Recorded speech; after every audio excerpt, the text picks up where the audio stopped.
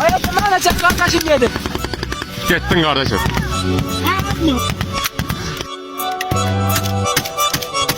Avuye.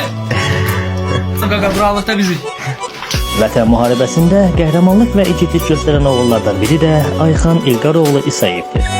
O 2001-ci ildə Ağdaş rayonunun Qarağan Saatlı kəndində anadan olub. Sentyabrın 27-sində Vətən müharibəsi başlananda vətənin müdafiəsi uğrunda silaha sarılır. Füzuli Xocavənd istiqamətində döyüşlərə qatılan Ayxan, oktyabrın 21-də düşmənin əks hücumunun qarşısını alarkən ayağından güllə yaraları alır. 7 saat neytral zonada qalan Ayxan əsir düşməmək üçün özünü dərəyə atır. Döyüş yoldaşlarının köməyi ilə qospitala çatdırılan Ayxan 25 dəfə əməliyyat olunur və bir ayağı amputasiya olunur. Göstərdiyi şücaətlərə görə Füzulinin, Cəbrayılın, Xocavəndin, Şuşanın azad olunmasına görə və döyüşdə fərqlənmə Vətən müharibəsi iştirakçısı medalları ilə təltif